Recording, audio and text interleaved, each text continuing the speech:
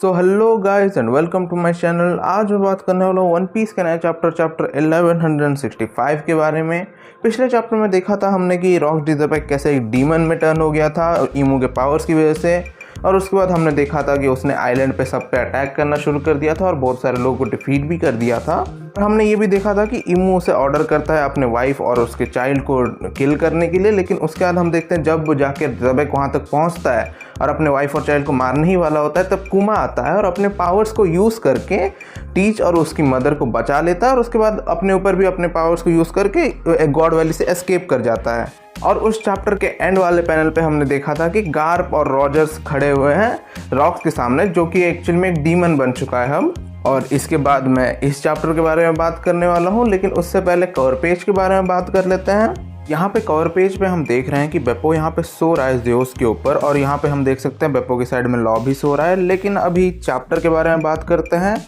ये चैप्टर वहीं से स्टार्ट होता है जहाँ पे प्रीवियस चैप्टर एंड हुआ था, जहाँ पे हमने देखा था कि रॉजर और गार्प को उसे मारने के लिए कहता है। और इस चैप्टर के स्टार्ट में हम देखते हैं यहाँ पे रॉजर गार्प को पूछता है क्या वो ज़बेक को सुन पा रहा है, और यहाँ पे गार्प हाँ कहता है।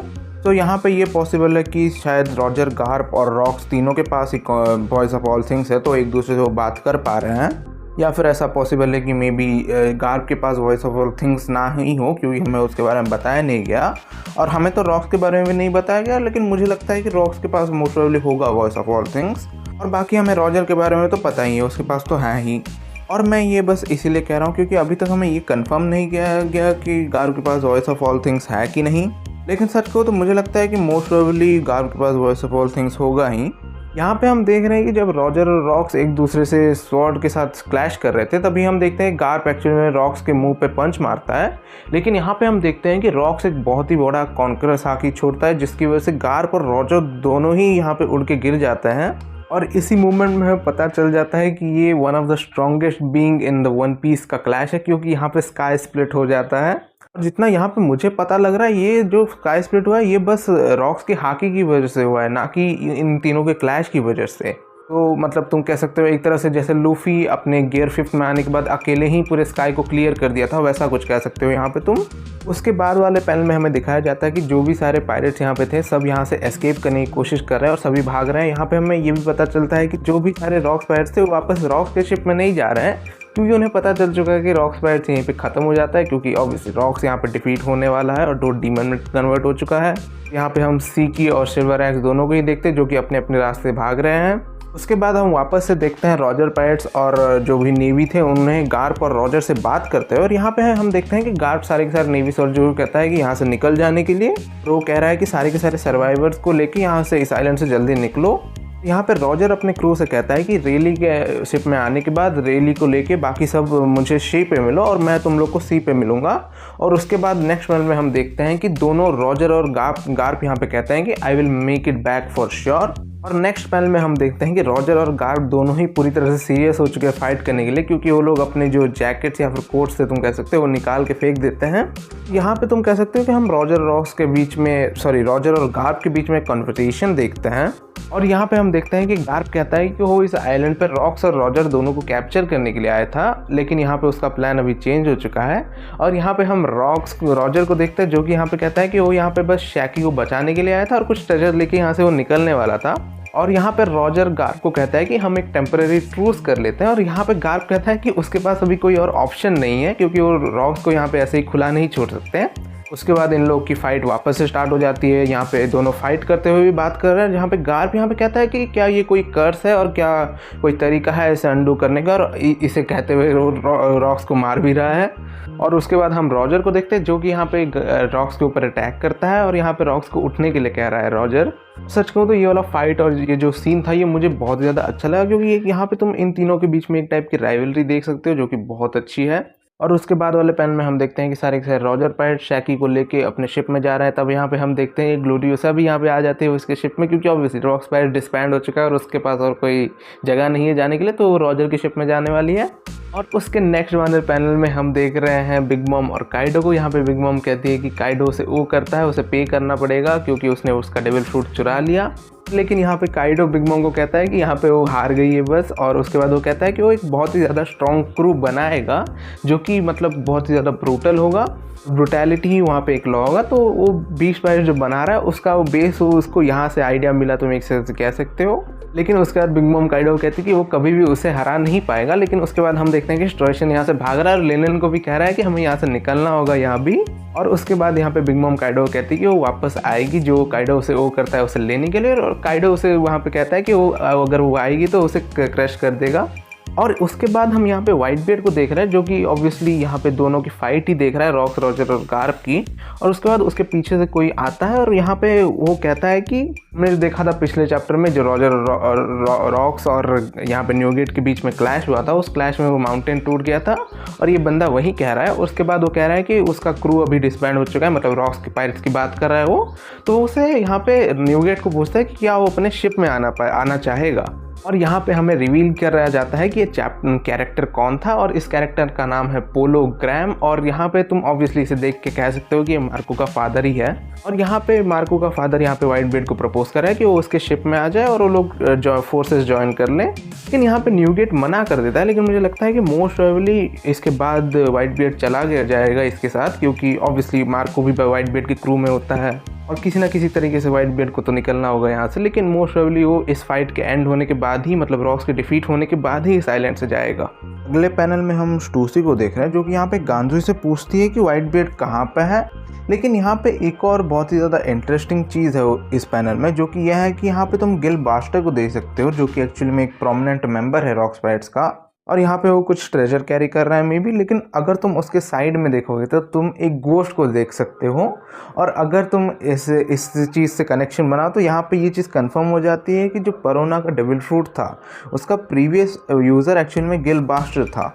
तो इस पैनल के साइड में हम एक और बहुत ही ज़्यादा क्रेजी पैनल देखते हैं। और इस पैनल में हम देख रहे हैं कि ड्रैगन ने अपने सुपीरियर को गन पॉइंट में रखा हुआ है। और यहाँ पे ड्रैगन ऐसा क्यों कर रहा है, वो ये ऐसा इसलिए कर रहा है क्योंकि वो चाहता है कि जो भी सारे सर्वाइवर है गॉड वैली इंसिडेंट को, उन सबको ये मरीन्स अपने शिप पे ले ले बचाने के लिए उन्हें। और यहाँ पे ड्रैगन मोस्टली ये स्टेप ले रहा है क्योंकि यहाँ पे अभी तक वो एक बच्चे को भी नहीं बचा पाया है गॉड वैली में। तो इसीलिए मोस्टली ड्रैगन यहाँ पे कोशिश कर रहा है कि वो जितना कर सकता है उतना करे सर्वाइवर्स को बचाने के लिए। एंड यहाँ पे हम देखते हैं कि जो ड्रैगन का सुपीरियर है वो यहाँ पे ड्रैगन को कहता है कि ये उसके लिए अच्छा एज नहीं करेगा। लेकिन मुझे लगता है कि इसी वजह से मे बी इसके बाद, मतलब गॉड वैली इंसिडेंट के बाद मे बी ड्रैगन को एक्चुअल में मे बी मरीन्स ने कैप्चर कर लिया हो, या फिर वो मतलब उसे मरीन से निकाल दिया हो। और यहाँ पे ड्रैगन कहता है कि वो सारे के सारे सर्वाइवर्स को यहाँ पे शिप में ले ले, और अगर कोई भी उसे अपोज करेगा तो वो यहाँ पे उन्हें एग्जीक्यूट कर देगा, जो कि मतलब बहुत ही ज़्यादा क्रेजी सीन है। इसके बाद वाले पैनल में हम देखते हैं कि शैकी और ग्लोरियोसा को शिप पे ड्रॉप करने के बाद रॉजर पायरेट्स के साथ यहाँ पे हम देख रहे हैं कि रेली और गबैन एक्चुअली वापस जा रहे हैं रॉजर के पास। और उसके बाद हम गॉड वैली के आइलैंड को देखते हैं। और यहाँ पे उसके बाद हम सेंट जेगार्स या सैटर्न को देखते हैं, जो मोस्ट प्रोबेबली अभी भी ईमो के कंट्रोल में ही है। और यहाँ पे सैटर्न यहाँ पे कहता है कि ये आइलैंड कभी भी एग्जिस्ट ही नहीं करता था, या फिर तुम कह सकते हो ईमो कहता है। और वो कहता है कि इज इट क्लियर। और इसके बाद हमें नरेटर के द्वारा बताया जाता है कि जो भी सारे इन्फॉर्मेशन थे इस गॉड वैली इंसिडेंट के बारे में, जो भी CP6 बेस में और G11 बेस में थे, वो सब कुछ सब इरेज कर दिया गया। और इसी वजह से किसी को भी करेंटली गॉड वैली के बारे में कुछ भी नहीं पता। तो नंबर ऑफ पार्टिसिपेंट्स जो थे इस गेम में उसके बारे में, या फिर जो भी नंबर ऑफ सर्वाइवर्स थे, और जो गॉड वैली में जितने भी मतलब लोग रहते थे, या फिर जो भी लोग सर्वाइव किए थे या फिर किल हो गए थे गॉड वैली में, उसके बारे में भी किसी को नहीं पता। और इस पैनल में हम देख रहे हैं कि जो कि दूसरा माउंटेन था गॉड वैली में, वो माउंटेन भी अभी गिर रहा है इन तीनों के बीच में जो फाइट हो रहा है उसकी वजह से। और यहाँ पे उसके बाद हम देखते हैं कि यहाँ पे गार्प को रॉजर पूछता है कि क्या उसे पता था कि ये जो मतलब जो ब्लैक मॉन्स्टर है वो एक्चुअल में वर्ल्ड गवर्नमेंट के साथ टाइज में था। और यहाँ पे रॉजर सीधा कहता है कि वो मुझे जस्टिस के साइड में अलाइन तो नहीं लगता। और यहाँ पे गार्प एक्चुअल में रॉजर के साथ अग्री करता है इस बात में।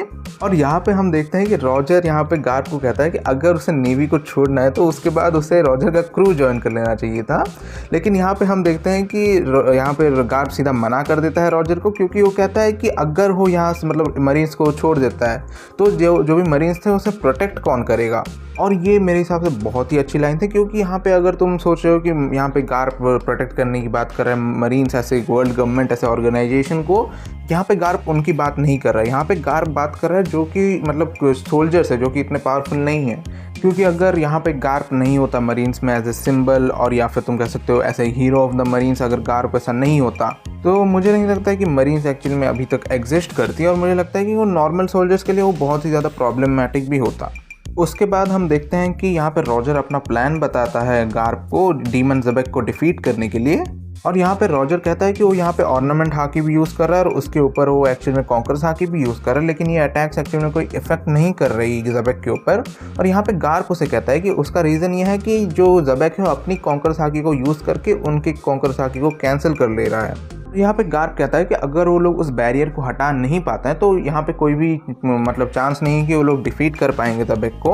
और यहाँ पे रॉजर कहता है कि अगर वो लोग जैसे अभी फाइट कर रहे हैं ब्लो बाय ब्लो यहाँ पे रॉक्स के साथ, तो अगर ऐसा ही वो फाइट करते रहे तो किसी ना किसी पॉइंट पे वो लोग डिफीट हो जाएंगे, क्योंकि यहाँ पे ज़ेबेक एक मॉन्स्टर है और यहाँ पे वो ब्लो बाय ब्लो अगर फाइट करते रहेंगे तो ज़ेबेक उन्हें डिफीट कर देगा।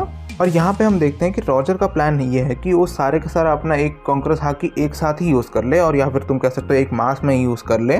और यहाँ पे हमें रॉजर ही कह देता है कि अगर वो लोग ऐसा करते हैं तो यहाँ पे अटैक करने के बाद उन लोग के ऊपर इसके बहुत ही ज़्यादा बुरे इफेक्ट्स भी होंगे। लेकिन यहाँ पे रॉजर कहता है कि वो उसके बारे में ज़्यादा नहीं सोच सकते क्योंकि यही तरीका है उनके लिए जीतने का। और यहाँ पे गार्प भी कहता है कि अगर वो लोग इस अटैक को लैंड नहीं करते हैं तो वो लोग डिफीट हो जाएंगे, क्योंकि इसके बाद लेकिन रॉजर यहाँ पे कह देता है कि इस अटैक के बाद तीनों लोग ही ये लोग हैं, इन लोग ही आउट ऑफ कमीशन हो जाएंगे, मतलब फाइट नहीं कर पाएंगे और बिल्कुल भी। लेकिन इसके बाद हम एक बहुत ही अच्छा मोमेंट देखते हैं यहाँ पे रॉजर और रॉक्स के बीच में, क्योंकि यहाँ पे रॉजर रॉक्स को कहता है कि यहाँ पे रॉजर कहता है कि उसे नहीं पता है कि कौन से वर्ड्स अभी रॉक्स को कंफर्ट करेंगे। यहाँ पे रॉजर कहता है कि उसे ये भी नहीं पता है कि रॉक्स को यहाँ पे एक्चुअली में हुआ क्या। लेकिन यहाँ पे रॉजर कहता है कि उसे बस एक ही चीज़ पता है, जो कि यह है कि वो अभी जो रॉक्स की फ्रस्ट्रेशन है उसे फील कर सकता है। और इसी मोमेंट में हमें दिखाया जाता है जो कि रॉक्स का फेस है जो कि बहुत ही ज़्यादा रो रहा है। और बस तुम इसी लाइन से ही कह सकते हो यहाँ पे बहुत ही ज़्यादा ब्यूटीफुल राइवलरी थी रॉक्स और रॉजर के बीच में, लेकिन हमें वो राइवलरी दिखाई नहीं गई। मे बी हमें वो राइवलरी फ्यूचर में दिखाई जाएगी। और हम नेक्स्ट पैनल में देखते हैं कि दोनों रॉजर और गार्प अपना फाइनल अटैक चार्ज करना शुरू कर देते हैं। और हम यहाँ पे देखते हैं कि रॉजर अपना अटैक प्रिपेयर कर रहा है जो कि है कागेसूची एस। और यहाँ पे तुम इस जगह में देख के कह सकते हो कि यहाँ पे जो रॉजर है अपना ब्लेड्स को स्पिन कर रहा है, मे बी मतलब अपने स्वॉर्ड एस को स्पिन कर रहा है। और उसके बाद हम गार्प को देखते हैं जो कि अपना अटैक चार्ज कर रहा है जिसका नाम इन्फिनाइटम कुछ है, और वो एक गैथरिंग की तरह इसे चार्ज कर रहा है। लेकिन तुम इस पैनल में देख सकते हो कि यहाँ पे रॉजर एक्चुअल में अपने फेस को अपने हाथ से कवर कर रहा है क्योंकि वो रॉक्स के फेस को नहीं देखना चाहता। और यहाँ पे हम देखते हैं कि रॉजर यहाँ पे रो भी रहा है। और नेक्स्ट ही पैनल में हम देखते हैं कि बोथ रॉजर और गार्प अपने अटैक को यूज़ करते हैं। यहाँ पे रॉजर यूज़ कर रहा है कागेसूची एस और यहाँ पे गार्प अपने अटैक को यूज़ कर रहा है जिसका नाम है इन्फिनाइटम एक्सप्लोजन। और ये बहुत ही ज़्यादा सिमिलर लग रहा है, लूफी के गैथलिंग टाइप अटैक से सिमिलर है ये। और उसके बाद हमें दिखाया जाता है कि अटैक डेफिनेटली लैंड करता है रॉक्स के ऊपर, और ये इसके बाद मोस्ट ऑफ रॉक्स डिफीट हो गया था। लेकिन यहाँ पे चैप्टर के एंड के बाद भी हमें नहीं बताया गया कि यहाँ पे रॉक्स का डेथ हुआ कि नहीं, तो ये मेरे लिए थोड़ा अलग था मे बी। लेकिन यहाँ पे हमें कुछ चीज़ें बताई जाती हैं इस अटैक के बाद नरेटर के द्वारा। और यहाँ पे नरेटर कहता है कि यहाँ पे अगर भी सारे के सारे वर्ल्ड गवर्नमेंट ने एक्चुअली कोशिश की पूरे के पूरे इस इंसिडेंट को अपनी हिस्ट्री से इरेज कर देने के लिए, लेकिन यहाँ पे जो एकोस रॉक स्प्राइट्स ने क्रिएट किए बस एग्जिस्ट करने से, या फिर तुम कह सकते हो जो सब उन लोगों ने किया उसकी वजह से, और वो एकोस जो थे वो अभी तक इस दुनिया में ट्रैवल करते हैं। और तुम एक तरह से कह सकते हो कि ये सिंपली मीन करता है कि जो रॉक स्प्राइट्स की लेगेसी है वो इस टाइम तक भी इस दुनिया में है। और तुम में भी कह सकते हो कि वो मतलब उसे लोकी और ब्लैकबियर्ड एक्चुअली में फॉलो कर रहे हैं अभी तक। और यहाँ पे जो चैप्टर है वो एंड हो जाता है लेजेंडरी इंसिडेंट अनकवर्ड के साथ। और यहीं पे जो ये चैप्टर है वो यहाँ पे एंड हो जाता है। और उसका मतलब यह भी है कि हमें अभी तक पता चल चुका है पूरा का पूरा गॉड वैली इंसिडेंट में क्या हुआ था उसके बारे में। और यहाँ पे हाँ तुम डेफिनेटली कह सकते हो ये जो फाइट था वो इतना ज़्यादा भी लंबा नहीं था, लेकिन ये तुम समझ सकते हो क्योंकि हम यहाँ पे देख सकते हैं कि गार्प और रॉजर एक्चुअली में बहुत ही ज़्यादा जल्दी में थे इस फाइट को ख़त्म करने के लिए, ताकि रॉक्स और ही बहुत ही कुछ ज़्यादा ना कर पाए। और अगर मैं अपने लिए कहूँ तो मुझे ये फाइट उतना ज़्यादा डिसअपॉइंटिंग भी नहीं लगा, मेरे हिसाब से तो ये बहुत ही ज़्यादा अच्छा फाइट भी था। और यहाँ पे मुझे लगता है कि जिस चीज़ के बारे में लोग सबसे ज़्यादा बम्ड आउट होने वाला है इस फाइट में, क्योंकि ये फाइट उतना ज़्यादा भी एपिक नहीं था जितना हमने सोचा था। और मैं कहूँगा कि इसे उतनी ज़्यादा एपिक होने की ज़रूरत थी भी नहीं, क्योंकि ये चैप्टर शो करता है end of one of the greatest characters in One Piece which is Rocks D Xebec और डीवी डी ज़ेबेक। और सच कहूँ तो मैं कहूँगा ये बहुत ही ज़्यादा डिसअपॉइंटिंग एंड था रॉकस्टी ज़बेक के लिए। और यहाँ पे जो चीज़ है वो ये है कि जो भी हमने बाकी डी क्लैन मेंबर्स का एंड देखा है वो सब के सब एक स्माइल के साथ मरे थे, लेकिन वो ये सेम केस नहीं है यहाँ पे ज़बेक के साथ। ज़बेक यहाँ पे रोते हुए मरा बहुत ही ज़्यादा। और तुम कह सकते हो rocks only D clan member है जो कि एक स्माइल के साथ नहीं मरा और रोते हुए मरा, और इसलिए मैं बहुत ही ज़्यादा सॉरी फील करता हूँ रॉक्स के लिए। बट इस वीडियो के लिए यही एंड है। लेकिन अगर आपको ये वीडियो पसंद आया तो प्लीज़ इस वीडियो को लाइक कीजिए, मेरे चैनल को सब्सक्राइब कीजिए एंड कीप थियोराइजिंग।